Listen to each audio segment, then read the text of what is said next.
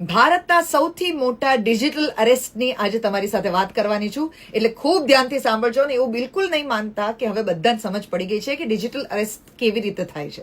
નો, નથી ખબર પડી. કોલર ટ્યુનની અંદર આવી ગયું હતું સરકાર તરફથી, તો પણ નથી ખબર પડી કે સરકાર કે પોલીસ કે સીબીઆઈ કે કોઈ પણ ખાતાના કોઈ પણ અધિકારીઓ તમને ડિજિટલ અરેસ્ટ કરતા નથી. ભારતમાં ક્યાંય ડિજિટલ અરેસ્ટ થતો નથી. દેવકી કે સાથ જનહિત में जारी. ખૂબ જ ધ્યાનથી સાંભળો.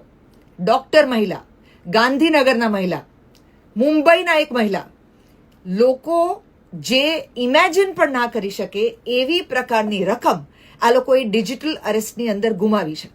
આ બંને મહિલાઓએ લગભગ 19 થી 20 કરોડ રૂપિયા ડિજિટલ અરેસ્ટની અંદર ગુમાવ્યા છે. ગાંધીનગરના મહિલાને 125 દિવસ સુધી ડિજિટલ અરેસ્ટ કરીને રાખવામાં આવ્યા. એ શાકભાજી લેવા બહાર જઈ શકે, ફ્રૂટ લેવા બહાર જઈ શકે, કોઈના મરણ પ્રસંગે કે લગ્ન પ્રસંગે બહાર જઈ શકે, તોય આ મહિલાએ કોઈને કીધું નહીં કે એમને ડિજિટલ અરેસ્ટ કરવામાં આવ્યા છે. તમે માની શકો છો કઈ રીતે એમની પાસેથી પૈસા લીધા છે? સૌથી પહેલા એમને કોલ કરીને કહેવામાં આવ્યું કે ટેલિકમ્યુનિકેશન ડિપાર્ટમેન્ટમાંથી વાત કરીએ છીએ અને તમારા નંબર ઉપરથી બહુ બધા અપમાનજનક મેસેજીસ જે છે અલગ અલગ લોકોને જઈ રહ્યા છે, તમારો આધાર કાર્ડ આપો.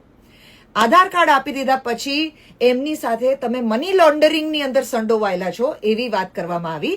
એમને કહેવામાં આવ્યું કે તમારી આસપાસ પ્લેન કપડાની અંદર પોલીસ ફરી રહી છે સિવિલિયનની જેમ અને એ તમારી પર નજર રાખી રહી છે, એટલે તમારે ખરેખર જો બચવું હોય તો અમને પૈસા આપો. પૈસા ક્યાંથી કઢાવ્યા છે એમની પાસેથી? એમની પાસે અકાઉન્ટમાં જેટલા પૈસા હતા તે બધા લઈ લીધા. પછી એમની પાસે જેટલું સોનું હતું એની પર લોન લેવડાવી. પછી એ બધું સોનું લોકરમાંથી લઈ લીધું. ઘરની અંદર જેટલા પણ ઘરેણા હતા એ વેચાવડાવી નાખ્યા. ઘર વેચાવડાવી નાખ્યું. સ્ટોક માર્કેટમાં જેટલા પણ શેર્સ હતા એ બધા વેચાવડાવી નાખ્યા. અને આ મહિલાએ આ બધું જ કર્યું. She is a doctor. એટલે સમજો કે કોઈ પણ વ્યક્તિ આની અંદર ફસાઈ શકે એમ છે. કોઈ પણ ઓવર કોન્ફિડન્સ રાખ્યા વગર પ્લીઝ તમારી આસપાસ જેટલા પણ લોકો છે બધાને આ પહોંચાડો વાત, જેને કારણે એમને ખબર પડે કે આવી રીતે લોકો પોતાની જીવનની આખી કમાઈ ગુમાવી ચૂક્યા છે. અને તમને ખબર છે શું?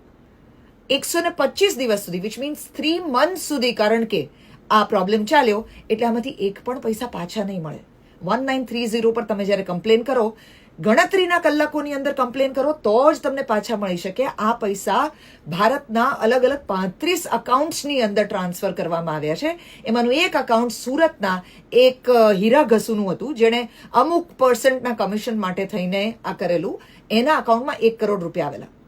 આ બધું જે છે એ કંબોડિયામાં 5000 કોલ સેન્ટર્સમાંથી થાય છે, ચાઇનીઝ ટોળકી તરફથી. આટલું પોલીસને ખબર છે. એ લોકો આનો સોર્સ શોધશે પણ પૈસા નથી મળવાના. So please share it with all the people who genuinely need this information. Digital arrest નથી થતો. દેવકી કે સાથ જનહિત में जारी.